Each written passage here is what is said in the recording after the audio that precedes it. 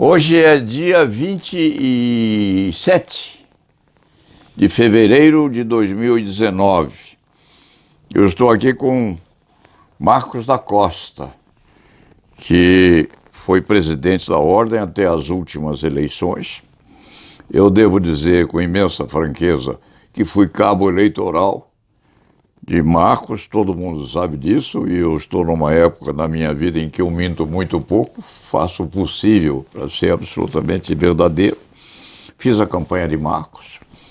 Perdemos as eleições para o outro grupo, por faz ou por nefas, não interessa por qual razão nós perdemos. O novo presidente faz parte de um grupo jovem e eu disse a ele, com imensa franqueza, que não havia votado neles, o que não significava que nós fôssemos combatê-los, porque a ordem, a expressão que eu usei foi esta: a ordem não é nossa madrasta, a nossa é nossa mãezinha, não é? E nós a estimamos muito, nós todos, e vamos contribuir para que ela se aperfeiçoe com um novo grupo. O futuro é alguma coisa que nós não podemos antecipá-lo, não é, Marcos? O futuro de vocês, que são jovens, é muito maior que o meu. Eu disse hoje lá na cerimônia, eu fui lá indicado pela Crimesp, do nosso confrade Ademar Gomes, que não podia comparecer. Eles falaram: Sérgio, você vai? Eu digo: olha, não sei se vão me querer. Não, eu oficio, tal, etc. E eu falei lá os 5 minutos regimentais, e disse mesmo que o futuro deles, são jovens, é muito maior que o meu, e que eu gostaria imensamente de que eles estivessem no meu lugar agora, porque eu ganharia 40 anos, e 40 anos de vida é uma coisa maravilhosa. Então, todos sabem que eu trabalhei para você, trabalhei com muita vontade, e nós perdemos juntos, o que não significa que a ordem haja perdido. Daí me veio a ideia, Marcos, de convidar você para a gente conversar um pouco sobre aquilo que a ordem era, aquilo que a ordem foi durante a ditadura, aquilo em que a ordem se transformou com o esforço de vocês todos, e com uma vantagem minha, porque eu conheci todos, inclusive os que já morreram. Eu conheci os heróis e os verdugos, e isso é um milagre, porque eu sou um sobrevivente de um tempo que já se foi. Então eu digo, eu tenho visto você na Cultura, naquele programa que é excepcional, é um dos melhores programas que a televisão brasileira tem. Eu vejo você enquanto você era presidente e vi você agora depois que você deixou a presidência. E vejo vocês todos com uma expectativa muito grande, porque vocês são o futuro, não é? Eu vi o Toron, que hoje é um advogado competentíssimo. O Toron falou antes de mim lá, foi candidato, deixou de ser candidato, etc. É muito simpático, é muito envolvente naquilo que ele diz. O Toron eu conheci menino, brigando comigo num debate. Ele era garoto, era assistente de Márcio Tomás Bastos. E hoje é um homem amadurecido para a advocacia criminal, com grandes causas. Então, eu sou ao mesmo tempo aquilo que eu sou, uma borboleta em decadência, com razoável lucidez, e sou testemunha do que já foi, e sou um espectador com aquilo que pode ser que aconteça, o que me transforma numa espécie de bruxo velho, não, Marcos? Porque a gente sempre sabe das coisas. As coisas nunca são o que parecem ser, não é? E elas se transformam naquilo que a gente não espera que elas se transformem, porque o futuro é uma invenção. E hoje nós estamos, nós dois aqui, você ex-presidente, para falar daquilo que a ordem fez enquanto você era presidente, porque nós precisamos valorizar o trabalho.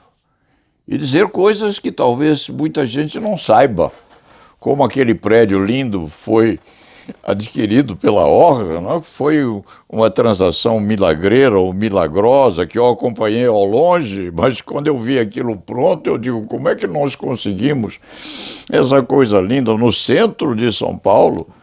Como é que isso chegou para nós? Nós estávamos ilhados naquele pedacinho de canto ali ao lado da Praça da Sé, e isso aconteceu tudo durante a sua presidência. Não é? Então é preciso que, sem demérito nenhum, para o novo grupo que está à testa da corporação, que é muito digno, respeitado, nós temos amigos lá dentro, é preciso que, além disso e sobre isso, nós fixemos alguns pontos a serem relembrados mais tarde, porque eu não gosto muito de segredo, sabe, Marcos? Quando eu era mais jovem, eu dizia, a gente só tem segredo com processo, cliente e mulher, não é? Hoje eu só tenho segredo com o processo, não é? E com as coisas que acontecem mecanicamente, porque não me dou mais esse tipo de coisa. Então, os segredos que a gente tem, que são às vezes segredos políticos, não é? Às vezes são importantes, não dizendo respeito à eleição em si, porque isso já passou. Já passou, o grupo perdeu, acabou-se, vamos ajudar, não é? Mas sobre as realizações postas que transformaram a ordem naquilo que ela continua sendo, não é? E agora você diz o que você quiser. Bom, Paulo, primeiro dizer a alegria de voltar aqui. Eu já há algum tempo não vim aqui conversar com você nesse ambiente mágico, né? Isso aqui é uma trincheira de cidadania, isso aqui é uma trincheira de prerrogativas, né? Esse escritório aqui tem muita história. Esse escritório tem história. É meio misterioso esse escritório. Tem um ambiente assim, meio misterioso. Meio bruxístico, né? Eu quero começar falando do Paulo, meu relacionamento com o Paulo. Eu fui para a ordem pelas mãos do Rubens Aprobato Machado. Que era o nosso irmão. Que faz muita falta, né? E na ordem eu construí amizades e relacionamentos de muito respeito com muitas pessoas. Muitas pessoas. O Dulce, por exemplo. O Dulce é meu irmão.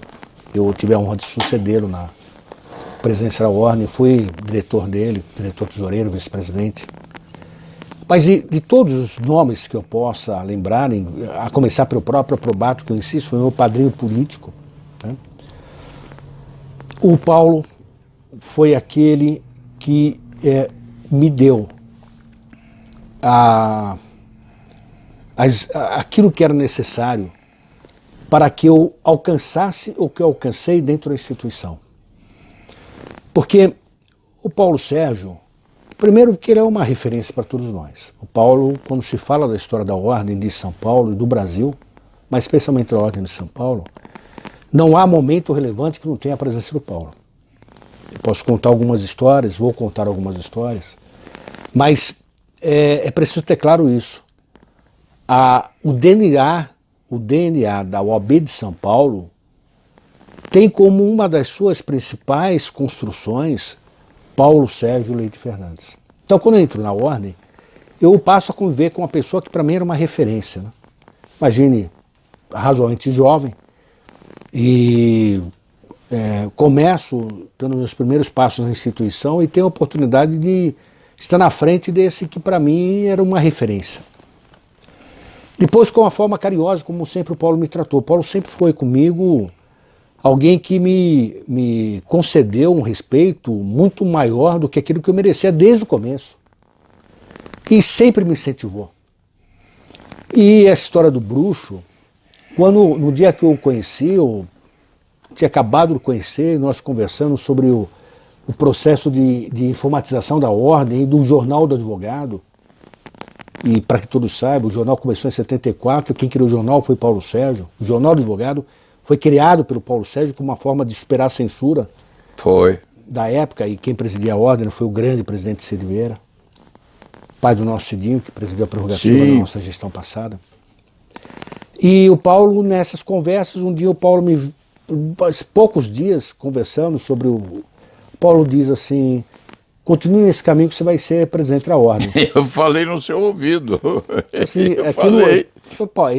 Esse Paulo Sérgio já sabia que ele tinha alguma coisa de louco, porque o Paulo, quando veste uma camisa, sai da frente.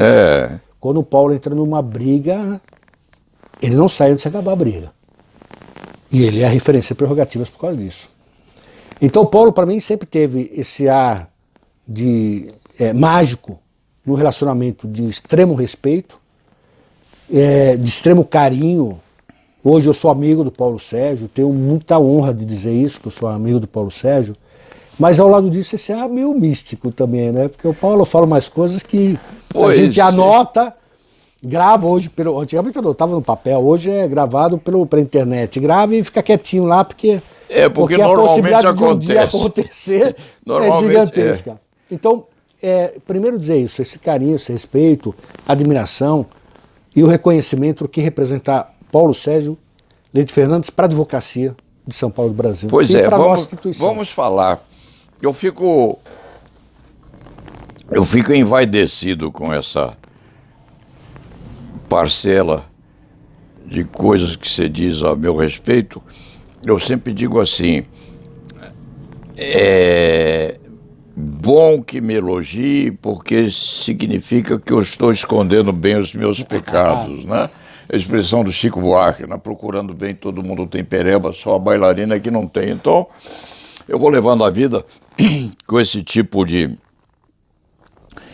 comportamento e nós estamos numa conversa leve, nós dois, não é, Marcos? Porque esses aspectos políticos já foram para o breu. Acabou, a eleição terminou, vamos ajudar os moços Paulo, lá. Assim, eu disse isso no último Colégio de Presidentes, que foi na Conferência Nacional de Advocacia, que reuniu 22 mil pessoas no AMB, foi o maior evento jurídico do Brasil. E o Lamarck, então presidente, disse que afirmou, disse, eu tenho elementos para dizer que foi o maior evento jurídico do mundo, nós fizemos aqui em São Paulo, depois de 50 anos, porque a última tinha sido em 1970, foi um esforço para trazer a conferência para voto de São Paulo depois de praticamente 50 anos. Foi a melhor conferência que a Ordem já fez. E eu naquela conferência, convoquei o Colégio de Presidentes de Subseções para estar presentes, para que eles pudessem também conviver naquele clima. E eu abri o Colégio de Presidentes dizendo uma coisa que eu me orgulho muito, disse, eu sou amigo de todos os meus adversários, eu não tenho inimigos à Ordem. Eu nunca tive, a Ordem para mim não foi um espaço de poder. As eleições do qual eu participei já desde a época do Aprobato, Carlos Miguel, do Urso, ela nunca foi, o espírito das nossas eleições nunca foi o espírito de tomar a Ordem, porque a Ordem... Não, foi o espírito de contribuir, foi o espírito de ajudar, foi o espírito de reconhecer que essa instituição é uma instituição que o Brasil precisa dela, forte. E de forma que os meus adversários eu mantenho relação de amizade. O Toron é um grande advogado, eu sempre disse isso. Sou amigo pessoal do Toron. Na minha eleição, os dois que disputaram as duas eleições, o Toron e o Ricardo Saeg, que nessa última eleição estava na minha chapa como conselheiro, Sim. Meu amigo. O Segei, filho da Zulaê, o Segei é um querido amigo também. O Ruiz foi diretor da Ordem, né? O Antônio Ruiz, um grande advogado, foi presidente da ASP também. O Leonardo Sica, né? Que também foi presidente da ASP, outro amigo, eu apoiei o Leonardo, contei isso. O Leonardo, quando foi presidente da ASP, contou com o nosso apoio, do nosso grupo político. Eu estava no dia da eleição da ASP na porta, pedindo voto, fazendo panfletagem, que é uma coisa rara, porque a ASP normalmente não tem disputa, naquele ano não teve. Então eu tenho uma amizade com todos. E o atual presidente foi meu secretário na gestão passada, nessa gestão. Ele foi o único que foi, nas duas gestões, foi o único diretor que ficou comigo nas duas eleições. Pois é, agora... De forma que eu respeito a todos. Respeito as urnas. Eu respeito muito as urnas. Eu disputei 8 eleições entre panfletagem, que fez para o Aprobato, depois como conselheiro, como diretor. E das 8 eleições, o grupo a que eu estava naquele momento, o grupo que vem do Aprobato, ganhou 7. Nós perdemos a última eleição. Temos que respeitar aqueles que ganharam, e temos que respeitar especialmente a advocacia, a escolha que fez. Ela sabe, a advocacia é muito sábia. Ela sabe escolher, escolheu, entendeu que aquele era o melhor caminho para ela e assim escolheu, nós Pois é, respeitamos. você sabe que eu estava hoje lá nessa audiência pública e muito bem frequentada por jovens, por professores, doutores, e a grande maioria lá era de pós-doutores. Eu era o rábula. Eu sou um rábula, porque eu não tenho nenhuma pós-graduação. A minha Nós somos. pós-graduação é da vida, porque eu já vivi bastante para angariar alguma coisa. Mas eu estava lá naquele anfiteatro, lindo.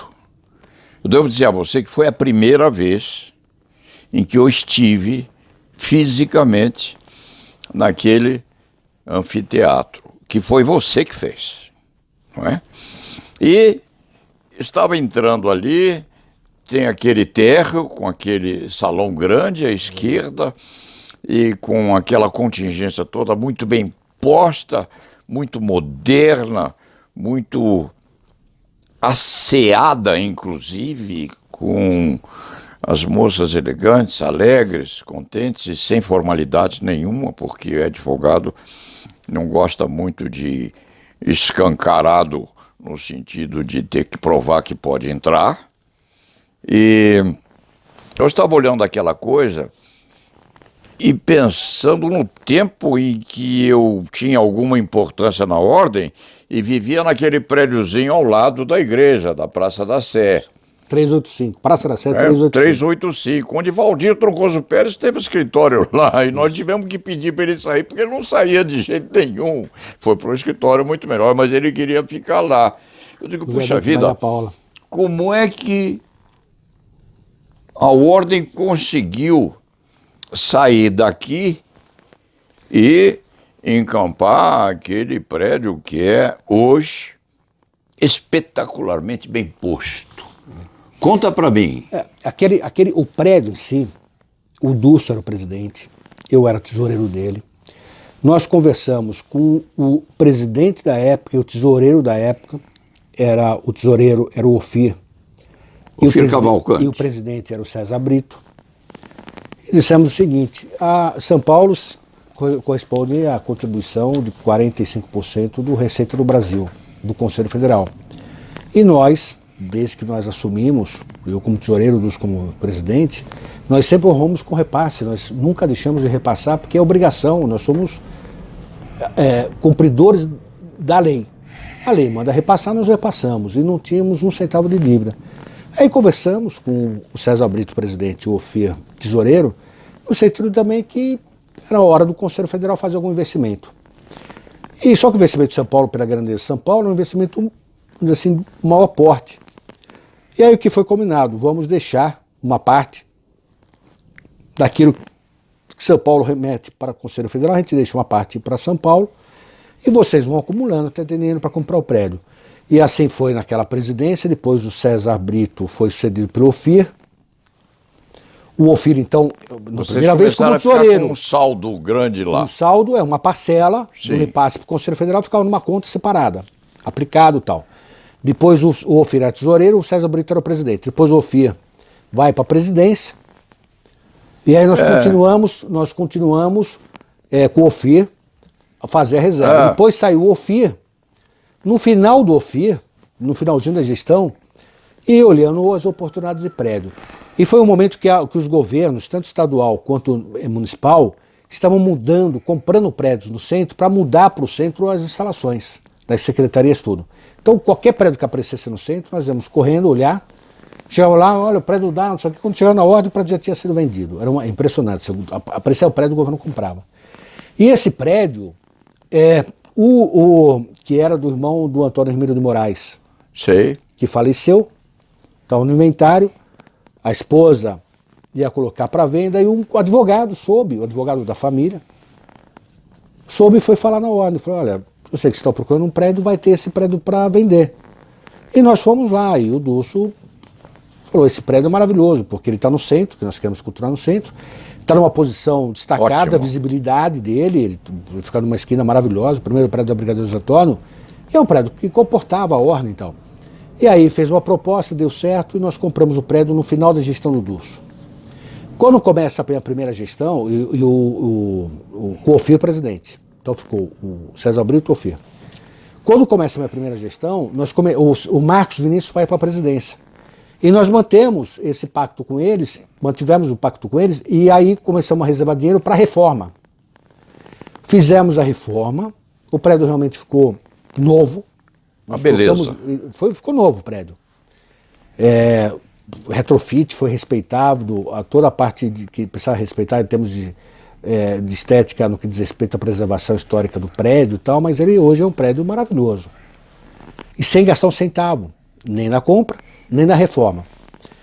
Aí inauguramos, em 2014, na minha gestão, Marcos Vinícius, presidente do conselho. Eu fiz questão de trazer o Dulso. Falei, Dulso, nós vamos fazer a intronização da sua foto nesse dia, para mostrar o que representou você na compra do prédio. Fizemos lá o evento de reconhecimento, testemunho para o Dulso. E aí começa, então, na sequência da gestão, está faltando o quê? Está faltando auditório. O prédio da Sé nós reformamos, já na gestão do Lamáquia, como presidente do Conselho Federal, reformamos o prédio e transformamos no centro cultural. Hoje a Sé tem 2 auditórios, 8 salas da ESA, a biblioteca está lá. Então ali ficou uma sede cultural. O departamento cultural estava lá. Reinauguramos a Sé numa festa bonita que fizemos na rua. Levamos a banda, tocamos hino nacional na rua. Lotamos a Praça da Sé, ficou muito bonito. E aí começamos a construção do auditório, que entregamos à advocacia e à cidadania de São Paulo em agosto do ano passado. E o auditório realmente ficou muito bonito. Muito bonito. Do ponto de vista tecnológico, muito moderno. Bonito. Eu digo a você, eu falei hoje lá com muita emoção, sabe? A gente, quando eu falei na missa de 7º dia do Valdir Troncoso Pérez, que foi lá na Nossa Senhora do Brasil, né? Quando morre advogado importante, né? A gente faz a missa dele lá e às vezes a gente compete, né? Porque é uma escolha política. Na missa de 7º dia do Valdir, eu fui escolhido para solucionar um problema político, porque todo mundo queria fazer a homilia lá, a saudação do Valdir. E no fim das contas, não, fala o Paulo Sérgio que ele já é velho, ninguém vai brigar com ele, aí eu fui lá. Vai com aquela bengala e se brigar, tem a bengala. Eu fui falar com o altar lá atrás, a gente não pode mentir quando o maioral está lá atrás, eu chamo Deus de maioral. E eu quase chorei quando falei no Valdir. E hoje eu devo dizer a você que eu tive que usar aquela técnica que a gente ensina para os mais novos, né? Faz de conta que não é com você. Porque se você não fizer de conta que não é com você, você chora. E porque eu lembrei da outra oportunidade que eu estava falando na igreja. Então, eu tive uma emoção enorme, Marcos. Não foi em razão de estar falando lá, designado pela Crimestre, porque isso você e eu já estamos cansados de beliscar o povão falando até em tenda de Umbanda, que eu já falei, e você também, eu já falei em tenda de Umbanda, papai de santo e mãe de santo, é gostoso, também a gente fica emocionado, mas não é por causa disso, não. É porque me veio à cabeça aquilo que a ordem era. Quando eu era importante lá dentro, que era aquele biscuit plantado ao lado da Praça da Sé, da igreja, que inclusive tocava o sino toda hora, blém, blém, blém, blém, blém, blém, eu tive que recordar aquele tempo e o agora.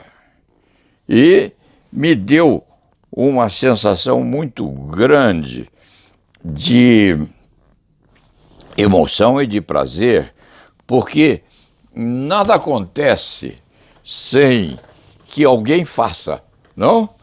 O mundo não tem esse negócio de casualidade. O mundo é uma relação de causalidade, não é casual, é causal, é relação. Nós estamos conversando aqui hoje, eu em São Paulo, Paulo Sérgio, com a fotografia da Ana Maria ali, não é? E eu vou fazer de conta que não é comigo, não é?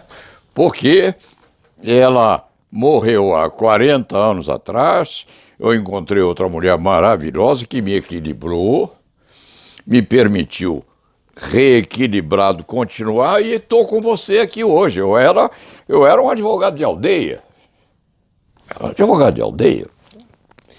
As coisas, a ordem é uma entidade realmente E impressionante. vim parar aqui. Então, quando eu olhei aquela coisa gigantesca que está lá, eu digo, quem fez isso? Quem transformou aquilo no que está aqui? E eu tive que admitir para mim que quem fez isso foi você. Entende? Deixa eu acabar. Tá? Eu digo, eu vou trazer o Marcos para conversar comigo, porque o que ele não disse, eu vou dizer. Não significa que você não tenha os seus problemas, e teve muitos, nós sabemos, porque a sobrevivência... Eu estava dizendo para o motorista de táxi que me levou aqui, para chegar na hora, para entrevistar você, eu estava dizendo para o motorista de praça, nada acontece por acaso, e a vida do homem é obra de macho. Porque você ter problemas 1000 na sua vida, você se reequilibrar, você se recuperar e continuar cooperando com a comunidade, precisa ser muito homem. Não é?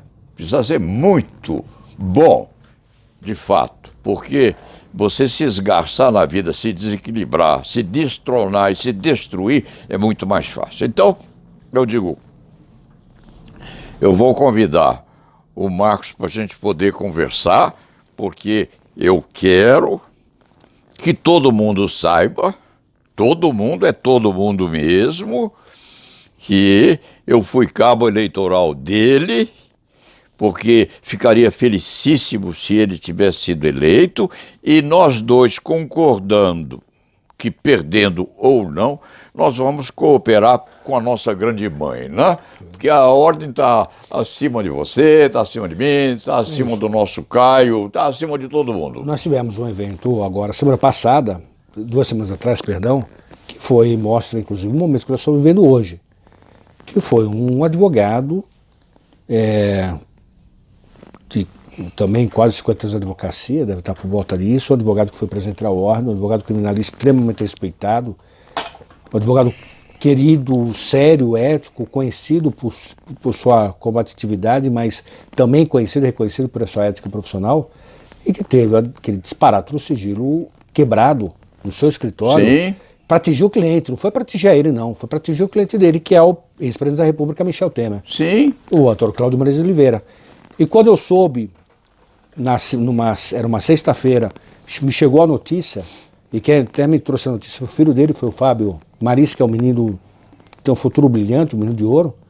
O Fábio mandou uma mensagem, eu liguei imediatamente para o Maris, e disse, Maris, presidente Maris, primeiro, minha solidariedade, segundo, se você me permitir, eu vou fazer um manifesto e chamar todos os presidentes da OAB de São Paulo para que nós assinemos juntos um manifesto mostrando que independente da política, a nossa instituição ela tem que ser unida para enfrentar os desafios que esse momento atual do Brasil vive. E assim foi feito, eu liguei para todos os presidentes, liguei para o Dulce, liguei para o Batoca, liguei para o Mário Sérgio, liguei para o Pisa, liguei para o Carlos Miguel. Aliás, um dos orgulhos que eu tenho é que eu consegui fazer com que todos os ex-presidentes voltassem para a ordem, a casa deles é a ordem. Claro. Né? Independente das brigas políticas. E esse manifesto saiu assinado, inclusive, pelo presidente atual da ordem. Foi. Com a assinatura dele, inclusive. Foi. E eu organizei isso, e fiz isso com muito... não alegria, porque evidentemente não é o caso de alegria pela natureza do manifesto, mas com a certeza de que a ordem ela precisa continuar unida. Pois é. Porque se nós não estivermos unidos, nós vamos ser atropelados por quem não quer fazer com que valores mínimos de uma democracia prevaleçam. Pois Especialmente aquele que é o maior valor de uma democracia, aquele que diferencia a democracia das ditaduras, do autoritarismo, que é o direito de defesa. Pois é, depois do ultrapassamento do carnaval, Marcos, nós vamos conversar outra vez, porque o nosso tempo agora está terminando. Nós falamos de generalidades, não é? Na próxima semana, nós vamos conversar sobre aspectos políticos do relacionamento da ordem com aquilo que já foi, ou seja, com a ditadura e com a preocupação e expectativa que nós temos em relação ao que vem por aí. E nós dois não queremos ser bruxos, mas nós podemos tentar ver o que vai acontecer, não é, Marcos? É verdade. Então, nós temos mais 4 minutos de gravação e nós já vamos preparar para a primeira semana depois de terminar o nosso carnaval, em que São Paulo é simpaticamente antipática, não? Porque atrapalha a nossa vida. Vamos preparar os 300 e poucos mil advogados de São Paulo, não? Hoje, o número de inscrição passa do 440, está por volta dos 450 mil. Pois é, nós temos aí uma audiência respeitável. Nós vamos preparar os nossos advogados e advogadas para coisas que eles não sabem. Eles não sabem porque talvez nunca se tenham entranhado exatamente naquilo porque o Brasil tem passado, né? Mas você tem muita coisa para contar, e eu também, E como? porque eu tenho lembrança dos 4 andares de escadaria rotativa que havia no Doicote, que eu tive a infelicidade de conhecer, porque eu desci por lá para ver um ou outro advogado preso, porque nós tínhamos uns clientes em comum que permitiam que a gente fizesse isso. E você tem a palavra para se despedir. Paulo, primeiro eu estarei aqui sempre que você chamar, quero estar aqui logo depois do carnaval, e dizer mais uma vez o seguinte: o Paulo faz parte da história da Ordem. A Ordem é o que é, graças ao Paulo. Paulo, Sim. é verdade, Paulo. Você foi um dos tentáculos, você é um dos pilares da nossa instituição. Você não teve importância, você tem importância, vai ter sempre importância na Ordem. E assim nós vamos fazer com todos os grandes nomes da entidade, desde o primeiro deles. A Ordem foi criada em 1932, eu sempre digo isso. O primeiro presidente foi o Plínio Barreto, que era presidente do Instituto dos Advogados, foi o primeiro presidente da Ordem. E a Ordem ela já nasce em janeiro e março, os dirigentes estavam na Revolução de 32. Em outubro não tem sessão da Ordem, outubro de 32, porque não tinha quórum. Porque os dirigentes da Ordem estavam presos ou exilados, né? Então a Ordem já nasce libertária, a Ordem já nasce, ela é moldada em São Paulo, com esse espírito de lutas pelas liberdades. E quando fala em liberdades, quando fala em defesa, nós pensamos em grandes nomes. O Trocoso Pérez. Valdir. O Trocoso Pérez tem um discurso maravilhoso dele na internet, que foi o dia que ele esteve, o que hoje o programa chama Roda Viva, antigamente era um outro nome, não lembro, era a Hora da Verdade, não tenho certeza, mas é maravilhoso a defesa que ele faz das liberdades. E nós tivemos a oportunidade de entronizar o busto dele no Tribunal de Justiça, a iniciativa do Dulce, mas acabou a gestão dele, foi a minha, e aí veio a resposta do tribunal autorizando, nós fomos lá juntos fazendo, nós homenageamos o Valdir lá no Lago Francisco, no restaurante, no nosso Itamaraty. Aquilo deu um trabalhão para nós. Fizemos lá e fizemos homenagem a ele na Conferência Nacional, porque na Conferência Nacional de Advocacia é uma tradição aquele que hospeda indicar o nome para ser homenageado. Sim. E aí quem foi fazer a oração, o Dulce fez. Eu já na minha presidência, mas eu falei, Dulce, é justo que você faça oração, porque foi você que fez a proposta ao tribunal. Você fez a oração na missa, e na oração na Conferência Nacional quem fez foi o Maris, que trabalhou muito jovem com ele, né? E da mesma forma como você um dia me disse, você vai ser o presidente da Ordem, o Trocoso Pérez falou isso para o Maris. Né? Foi. De forma que as coisas não acontecem, como você disse, por acaso. As coisas têm um começo, um meio e um fim. Tem. E como nós vamos falar um pouquinho da história da Ordem na próxima... Vamos sim. No próximo encontro, eu convido todos. Bastante.